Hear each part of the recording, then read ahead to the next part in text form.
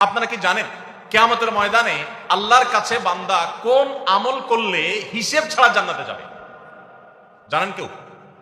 বলতে পারেন কেউ? ভাই, আল্লাহর কাছে হিসেব দিয়ে জান্নাতে যাওয়া কি সহজ কাম না কঠিন কাজ?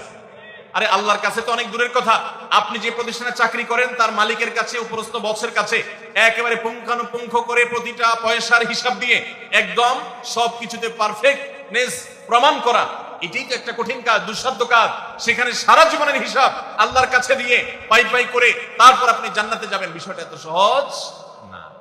তাহলে হিসেব ছাড়া আল্লাহ তাআলা এমনিতে বলবেন হিসাব টিসাব নাই, তোমাকে এমনি জান্নাতে দিলাম, এটা চান আপনারা? দেখুন কোরআনে কারীমে আল্লাহ তাআলা বলছেন ইন্নামা ইউওয়াফাস সাবিরুনা আজরাহুম বিগাইরি হিসাব। আল্লাহ বিনিময় দেওয়ার ক্ষেত্রে, সওয়াব দেওয়ার ক্ষেত্রে দুনিয়াতে যারা সবরকারী হবে, যারা ধৈর্যশীল হবে, যারা সহিষ্ণু হবে, যারা নিজেকে নিয়ন্ত্রণ করতে পারবে, এই সবরকারীদেরকে আল্লাহ তাআলা হিসেব ছাড়া দিবেন, তাদেরকে সওয়াব দিবেন হিসেব ছাড়া। তাহলে আপনি যখন আপনার কর্মস্থলে থাকবেন আপনাকে ধৈর্য ধারণ করতে হবে। আপনি যখন পাবলিক পরিবহনে উঠবেন আপনার মাথা ঠান্ডা রাখতে হবে। আপনি যখন আপনার বাসা বাড়িতে থাকবেন আপনার মাথা ঠান্ডা থাকতে হবে। মাথা গরম হয়ে যায় যাদের, হট মেজাজ যারা, কথায় কথায় মাথা গরম হয়ে যায়, ধৈর্যহীন হয়ে যায়, যেখানে সেখানে গন্ডগোল বাধায় দেয়, মারামারি বাধায় দেয়, ধৈর্য সহ্য বলতে কিছু নাই, এই লোকগুলো কিন্তু এই সৌভাগ্যবান মানুষদের কাতারে শামিল হতে পারবে না। ঠিক একইভাবে দাম্পত্য জীবনে সুখী হতে হলে সবর এবং শকর, এই দুইটা মূল মন্ত্রের কোনো বিকল্প পথ খোলা নেই। সেটা স্বামীর জন্য প্রযোজ্য, স্ত্রীর জন্য প্রযোজ্য। স্বামী হিসাবে আপনি স্ত্রীর অনেক অনিয়মতা দেখতে পাবেন, অনেক কিছু দেখতে পাবেন, আপনার আকাঙ্ক্ষা, আপনার চাহিদা, প্রত্যাশার বিপরীত, আপনাকে সবর করতে হবে। ভাইরা আমার, আমাদের প্রিয় নবী সাল্লাল্লাহু আলাইহি সাল্লামের দাম্পত্য জীবনে কিন্তু টুনটান সমস্যা হয়েছে। আপনারা মনে করতে পারেন নবী সাল্লাল্লাহু আলাইহি সাল্লামের ঘর, ওনার স্ত্রীগণ সাহাবী, তারা উম্মুল মুমিনিন আমাদের মা, এত মর্যাদাবান মানুষ তারা, তাদের আবার ঝামেলা হয়েছে।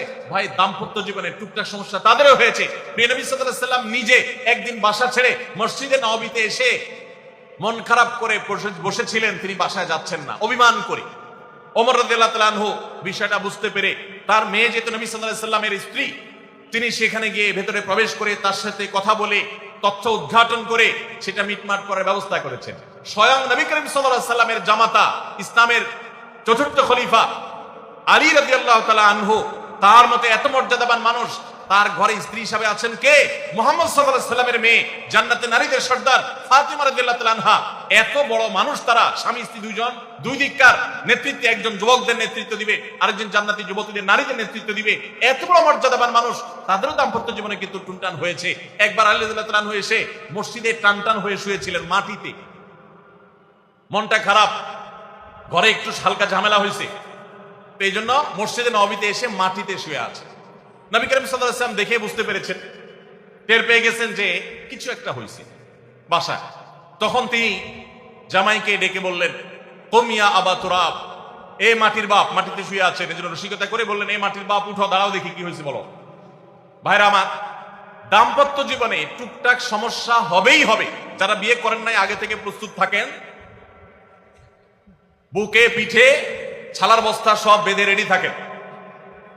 বিশেষ করে সময় যেভাবে গড়াচ্ছে তাতে করে সামনে থেকে হেলমেট পরেও যাওয়া লাগতে পারে।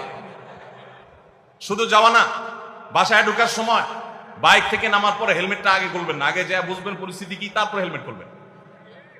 বুঝেন নাই? দাম্পত্য জীবনের টুকটাক সমস্যা হবেই, এটা প্রত্যাশিত।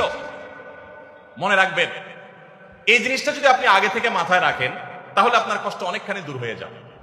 আমরা অনেকে আকাশ থেকে নেমে পড়ি, কি বলে, এত বড় সাহস, এই কথা বলতে পারে কেন? ভাই আশ্চর্য হচ্ছেন কেন? এর চেয়ে বেশি কথা বলতে পারে, মাথা বাড়ি মারছে, আরে ভাই ছুরি মার নাই যে শুকর আদায় করে।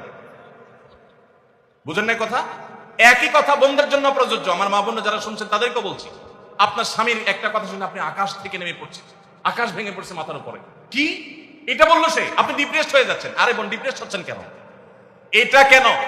আরো শক্ত কথা আপনাকে বলতে পারে, এটা আপনি মাথায় রাখেন, কারণ দিন শেষে তিনি মানুষ, তার ভুল হতে পারে, একটা সময় তিনি তার ভুল বুঝতে পারেন।